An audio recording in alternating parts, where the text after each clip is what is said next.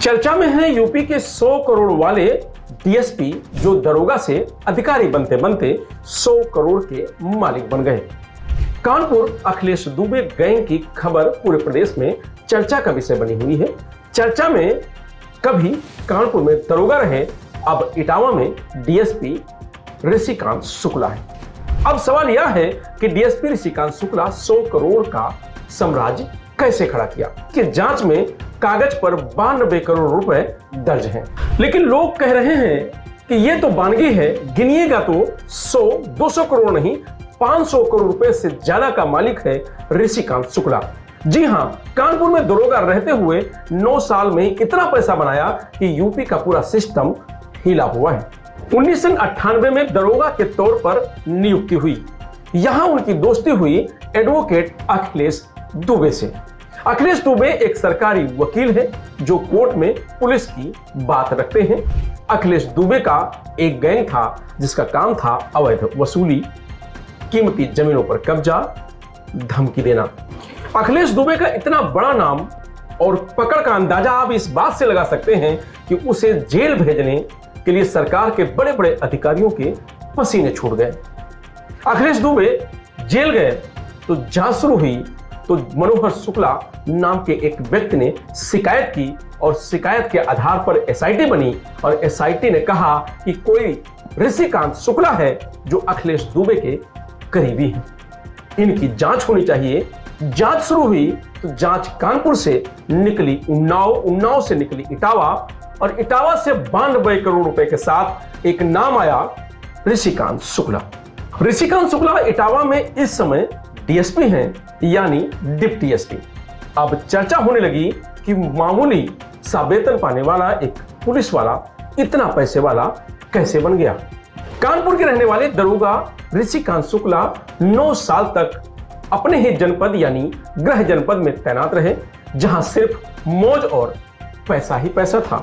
कहा गया कि ऋषिकांत शुक्ला खुद को एनकाउंटर स्पेशलिस्ट बताते हैं और इसी के नाम पर लोगों को धमकाते हैं। आरोप लगाने वाले मनोहर शुक्ला ने ऋषिकांत शुक्ला से उनके पारिवारिक संबंध थे। उन्होंने एक जमीन ली जिसकी कीमत बढ़ती चली गई। कीमत बढ़ी तो ऋषिकांत के मन में खोट आया और मनोहर से कहा कि 7 करोड़ रुपए ले लो और इस जमीन को खाली कर दो। मनोहर ने 7 करोड़ लेने के लिए राजी हो गए। उसके बाद ऋषिकांत ने मनोहर को घर बुलाया, चाय पिलाई, पानी पिलाया और फिर ले गया हाईवे पर और बंदूक लगाकर बोले कि ठोक देंगे अगर पैसा मांगोगे। ये आरोप है ऋषिकांत के दोस्त मनोहर शुक्ला। लेकिन ऋषिकांत जिन आरोपों से घिरे हैं वो अलग कहानी है। ऋषिकांत कहते हैं कि ये मेरे साथ साजिश है। जिस मनोहर शुक्ला ने आरोप लगाए हैं वो तो श्री प्रकाश शुक्ला का रिश्तेदार है।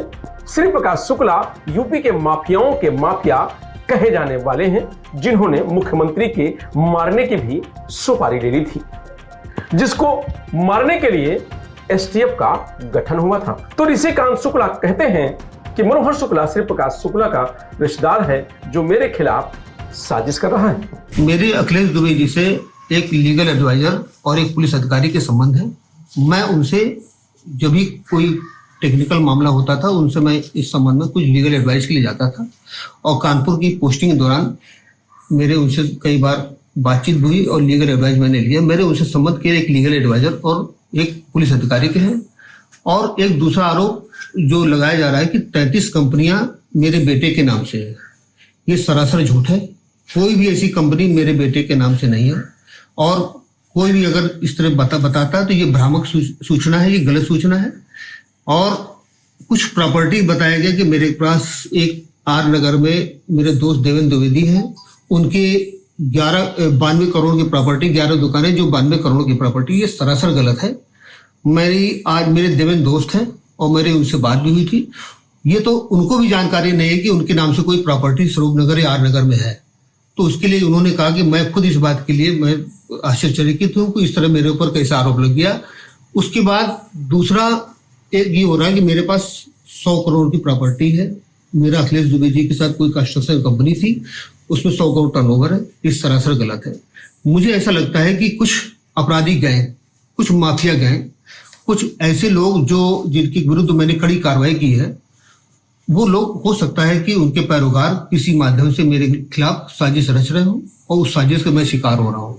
मैंने यहाँ D2 गैंग जिसने STF के धर्मेंद्र सिंह को मारा था, उसको मैंने कलकत्ता से पकड़ा। 1 लाख रुपए शासन ने उसको रिवार्ड किया था। उसका एक भाई 2 लाख रुपए रिवार्डेड था, जिसको मैं दिल्ली स्पेशल सेल के साथ मैंने पकड़ा था।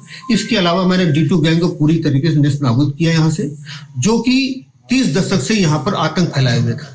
इसके अलावा बहुत से ऐसे मादक पदार्थ तस्कर थे। मुन्ना बजरंगी गैंग के शूटर्स को मैंने इनकाउंटर में मारा, मुठभेड़ में मारा। इसके अलावा बहुत से ऐसे अपराधी थे जो समाज के लिए, कानून के लिए दुश्मन थे। उनके खिलाफ मैंने कड़ी कार्रवाई की। हो सकता है कि ऐसा गैंग एक संगठित होकर के मेरे विरुद्ध साजिश कर रहा। मनोहर शुक्ला के बारे में जो एक झूठे षड्यंत्र मेरे ऊपर कर रहा है, मनोहर शुक्ला के बारे में जो मैंने कुछ जानकारी की है, वो श्री प्रकाश शुक्ला जो माफिया था, जो मारा गया था, उसका पड़ोसी है, उसके गांव का रिश्तेदार है, इसके रिलेशन में भी आता है। ऐसा है, वो अपराधिक तत्व है, वो मुहरी करता था। इसी की आड़ में मेरे खिलाफ वो षड्यंत्र कर रहा है। वो उसकी जो बातें बताई जा रही है वो पूरी तरीके से निराधार है और इसमें कोई तथ्य नहीं। ऋषिकांत शुक्ला तो नप गए, लेकिन चर्चा एक शादी की है। वो शादी ऋषिकांत शुक्ला के बेटे की है। 200 करोड़ के रिसोर्ट में 100 करोड़ की शादी। क्या नेता, क्या अधिकारी, सब नजर आ रहे हैं। एक दरोगा जो अब DSP है, उनके बेटे की शादी की रंगत देख सब हैरान हैं। यहीं से ऋषिकांत सबकी आंखों में खटकने लगे।